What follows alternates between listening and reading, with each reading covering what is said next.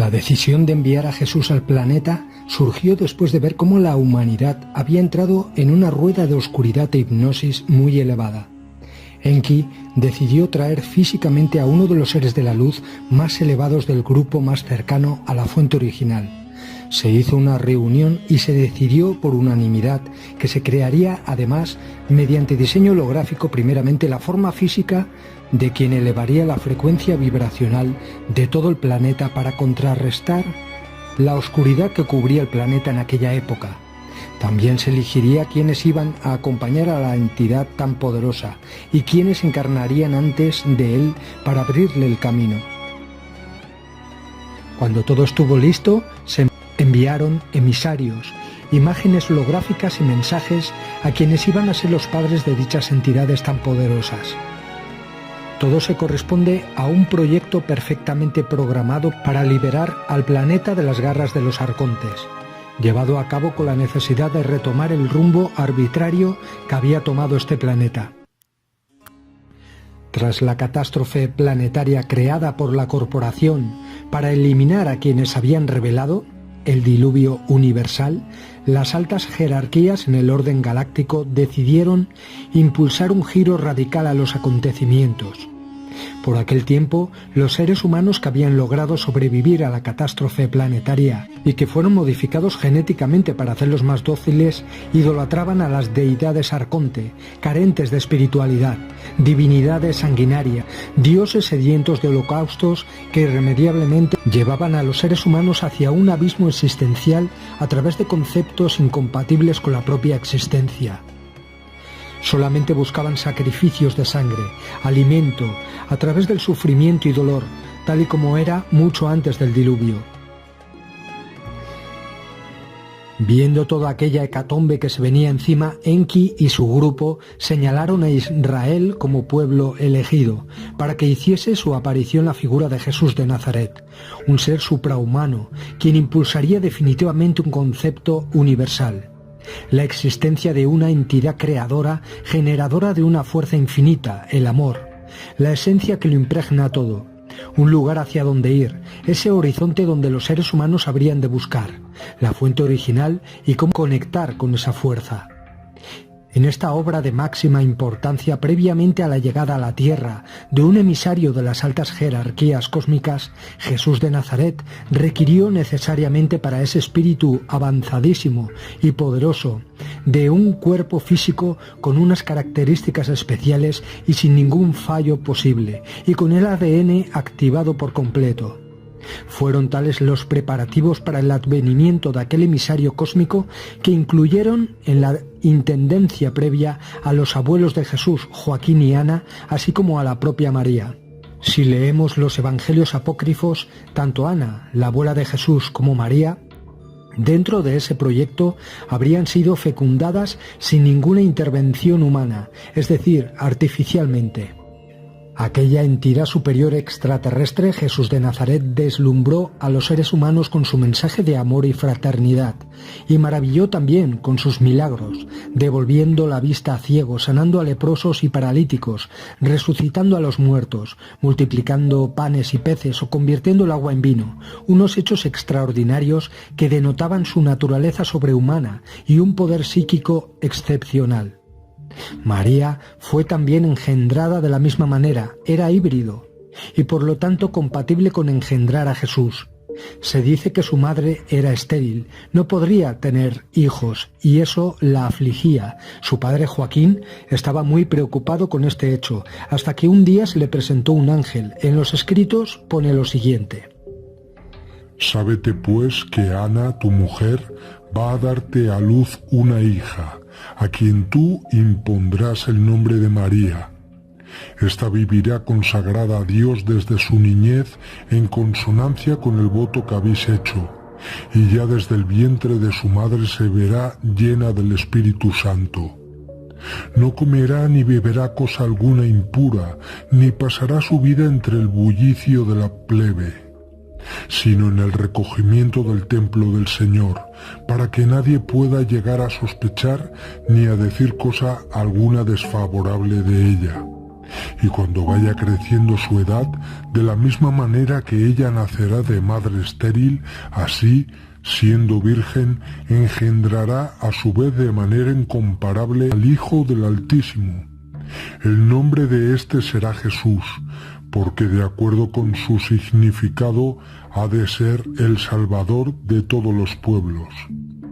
Lo tenían todo bien preparado, para que no hubiera percance alguno en el embarazo. Diseñaron un ser, María, que fuera compatible para dar a luz a Jesús, tanto físicamente como de alma. En el libro apócrifo sobre la Natividad de María pone lo siguiente: cada día usaba exclusivamente para su sustento el alimento que le venía por manos del ángel, repartiendo entre los pobres el que le daban los pontífices. Frecuentemente se veía hablar con ella a los ángeles, quienes la obsequiaban con cariño de íntimos amigos. Y si algún enfermo lograba tocarla, volvía inmediatamente curado a su casa. María era instruida por el grupo de Enki. Además, María poseía el poder de la sanación. Al ser un híbrido, tenía activadas las cadenas de ADN también. Y seguramente poseía más poderes de lo que se cuenta en los escritos. El pasaje de la aparición del ángel es relatado así en el texto del libro sobre la Natividad de María. Dice lo siguiente: en estos mismos días, es decir, al principio de su llegada a Galilea, fue enviado por Dios el ángel Gabriel, para que le anunciase la concepción del Señor y para que la pusiera al corriente de la manera y orden como iba a desarrollarse este acontecimiento. Y así, entrado que hubo hasta ella, inundó la estancia donde se encontraba de un fulgor extraordinario. Después la saludó amabilísimamente en estos términos: Dios te salve María, Virgen gratísima al Señor, Virgen llena de gracia, el Señor está contigo, tú eres más bendita que todas las mujeres y que todos los hombres que han nacido hasta ahora. La Virgen, que estaba bien acostumbrada a ver rostros angelicales y a quien le era familiar el verse circundada de resplandores celestiales, no se asustó por la visión del ángel, ni quedó aturdida por la magnitud del resplandor, sino que únicamente se vio sorprendida por la manera de hablar de aquel ángel, de aquel ser. Y así se puso a pensar a qué vendría saludo tan insólito, qué pronóstico podría traerle y qué desenlace tendría finalmente. El ángel, por inspiración divina, vino al encuentro de tales pensamientos y le dijo: No tengas miedo, María, de que en este mi saludo vaya velado algo contrario a tu castidad. Precisamente por haber escogido el camino de la pureza, has encontrado gracia a los ojos del Señor, y por eso vas a concebir y dar a luz un hijo sin pecado alguno de tu parte. Este será grande, pues extenderá su dominio de mar a mar, y desde el río hasta los confines de la tierra. Será llamado Hijo del Altísimo, porque quien va a nacer humilde en la tierra está reinando lleno de majestad en el cielo. El Señor Dios le dará el trono de David, su padre, y reinará eternamente en la casa de Jacob. Su reinado no tendrá fin. Él es Rey de reyes y Señor de los que dominan. Su trono durará por los siglos de los siglos. Entonces la Virgen, no por incredulidad a las palabras del ángel, sino deseando únicamente saber cómo habrían de tener su cumplimiento, respondió: ¿Y cómo se verificará esto? ¿Cómo voy a poder dar a luz si no voy a conocer nunca varón de acuerdo con mi voto? El ángel dijo lo siguiente: No pienses, María, que vas a concebir de manera humana, sin unión marital alguna. Alumbrarás siendo virgen y amamantarás permaneciendo virgen. El Espíritu Santo vendrá en efecto sobre ti, y la virtud del Altísimo te cubrirá con su sombra contra todos los ardores de la concupiscencia.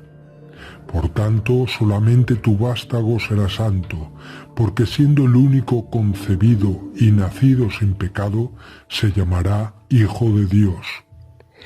María entonces extendió sus brazos y elevó sus ojos al cielo, diciendo: He aquí la esclava del Señor, puesto que no soy digna del nombre de señora, hágase en mí según tu palabra. Pues bien, Aquí nos están describiendo, mezclando información, claro está, para confundir, que María fue visitada por un emisario de quien la preparó, Enki, para avisarla de la fecundación artificial de Jesús. Luego, para crear igualmente el egregor de María, pusieron todo lo demás, lo de la adoración, etc. En otro extracto del Evangelio apócrifo de María se narra el nacimiento de Jesús en una cueva y que tras la aparición de una nave, en aquella época nombrada como nube luminosa, todo se congela a su alrededor. Dice lo siguiente: y al llegar a la mitad del camino dijo María a José: bájame porque el fruto de mis entrañas pugna por venir a luz. Y le ayudó a apearse del asno diciéndole: ¿dónde podría yo llevarte para resguardar tu pudor? Porque estamos al descampado. Y, encontrando una cueva, la introdujo dentro, y habiendo dejado con ella a sus hijos, se fue a buscar una partera hebrea en la región de Belén.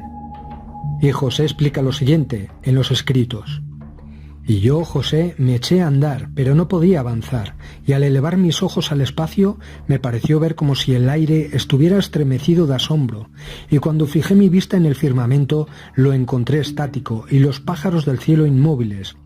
Y al dirigir mi mirada hacia atrás, vi un recipiente en el suelo, y unos trabajadores echados en actitud de comer, con sus manos en la vasija. Pero los que simulaban masticar en realidad no masticaban, y los que parecían estar en actitud de tomar la comida tampoco la sacaban del plato. Y finalmente, los que parecían introducir los manjares en la boca, no, sino que todos tenían sus rostros mirando hacia arriba. También había unas ovejas que iban siendo arreadas, pero no daban un paso, sino que estaban paradas, y el pastor levantó su diestra para bastonearlas con el cayado, pero quedó su mano tendida en el aire, y al dirigir mi vista hacia la corriente del río, vi como unos cabritillos ponían en ella sus hocicos, pero no bebían. En una palabra, todas las cosas eran en un momento apartadas de su curso normal. Y entonces una mujer que bajaba de la montaña me dijo: ¿dónde vas? A lo que respondí: ando buscando una partera hebrea. Ella replicó: ¿pero tú eres de Israel? Y respondí: sí. ¿Y quién es? Añadió: la que está dando a luz en la cueva. Es mi esposa, dije yo, a la que ella repuso: ¿entonces no es tu mujer? Yo le contesté: es María, la que se crió en el templo del Señor, que aunque me cayó en suerte a mí por mujer, no lo es, sino que ha concebido por virtud del Espíritu Santo. Y le interrogó la partera: ¿es esto verdad? Y José respondió: ven y verás. Entonces la partera se puso en camino con él. Al llegar al lugar de la gruta se pararon, y he aquí que ésta estaba sombreada por una nube luminosa. Y exclamó la partera: mi alma ha sido engrandecida hoy, porque han visto mis ojos cosas increíbles, pues ha nacido la salvación para Israel. De repente la nube empezó a retirarse de la cueva, de la gruta, y brilló dentro una luz tan grande que nuestros ojos no podían resistirla. Esta por un momento comenzó a disminuir hasta tanto que apareció el niño y vino a tomar el pecho de su madre María. La partera entonces dio un grito diciendo: grande es para mí el día de hoy, ya que he podido ver con mis propios ojos un nuevo milagro. Los encargados de la seguridad de Jesús, los ángeles, componentes del grupo de Enki, estaban en ese lugar vigilando que ningún adversario se diera cuenta de lo que ocurría. Cerraron la zona con una burbuja de espacio-tiempo, por eso estaba paralizado todo a su alrededor, para que nadie se diera cuenta de ello, para que los controladores no lo vieran. Por eso hicieron que María tuviera a Jesús en una cueva, en un lugar apartado de la ciudad, a mitad de camino entre Nazaret y Belén. No todo concluía con el alumbramiento de Jesús, había que protegerlo. El momento y el lugar exactos del parto debían estar perfectamente estudiados por parte de los tripulantes de las naves. Era natural que este chequeo a distancia fuera extremadamente riguroso. En el apócrifo denominado Liber de Infantia Salvatoris se puede encontrar unos pasajes que arrojan un rayo de luz sobre la forma en que quizá se produjo el gran acontecimiento. El niño lanzaba de sí resplandores, lo mismo que el sol. Estaba limpísimo y era gratísimo a la vista, pues solo él apareció como paz que apacigua todo. Aquella luz se multiplicó y oscureció con su resplandor el fulgor del sol, mientras que esta cueva se vio inundada de una intensa claridad. Es curioso este dato. Siempre se cuenta que en nacimientos de estos seres híbridos sus cuerpos resplandecen, los envuelve por un espacio de tiempo, una luz que sale de sus cuerpos. Un ejemplo de esto es Noé. En los evangelios pone lo siguiente sobre el nacimiento de Noé. Explican en escritos sumerios que era hijo de Enki, o sea que era un híbrido. Pone lo siguiente.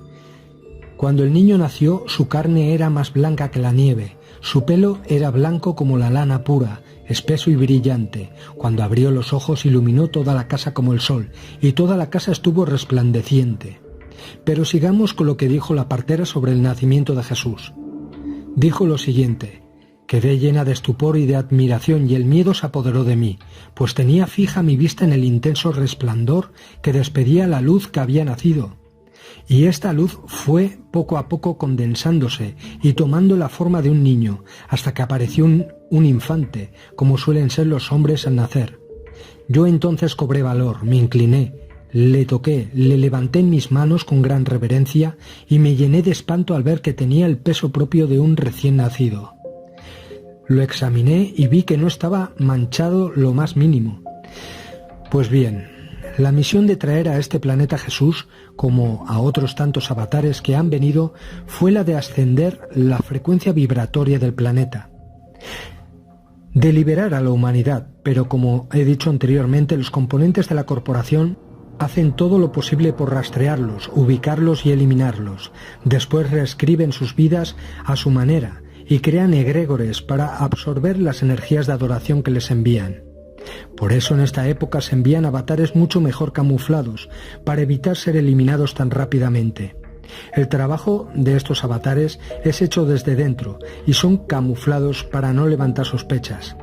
Es por eso que la corporación realiza la recogida de ADN de todo aquel que encarna en el planeta para buscar a estos enviados. En los escritos religiosos que han mezclado hechos reales con falsedades, por ejemplo, en los acontecimientos que circularon en torno a Jesús. Quien envió a Jesús al planeta fue el propio Enki. Mediante inseminación artificial fecundó a María, con una tecnología de inseminación a distancia, con un haz de energía cargada con esos genes que crearían la forma física de Jesús. María, desde su niñez, fue diseñada e instruida por el grupo de Enki para fecundar y cuidar a Jesús. Todo fue llevado en secreto, hasta que se dieron cuenta de esto los componentes de la corporación y lo manipularon todo en favor de ellos mismos, para crear el egregor de Jesús después de su asesinato, claro. Como vieron que era muy difícil eliminar de la faz de la tierra toda información y rastro de Jesús, lo que hicieron fue crear historias o modificarlas para llevarlo a su terreno, pero no pudieron, ya que había demasiados escritos sobre su presencia en la tierra y demasiadas pruebas. Como no pueden, según las leyes cósmicas, eliminar datos de golpe, hacen la trampa, lo modifican sutilmente y crean una historia acorde a sus intereses. Cambiaron datos y fechas para hacer coincidir su nacimiento y asesinato con alineamientos de astros y numerología, equinoccios, para facilitar la absorción energética de los humanos en estado de adoración y de esa manera dar alimento a sus deidades, los llamados arcontes, sus dioses.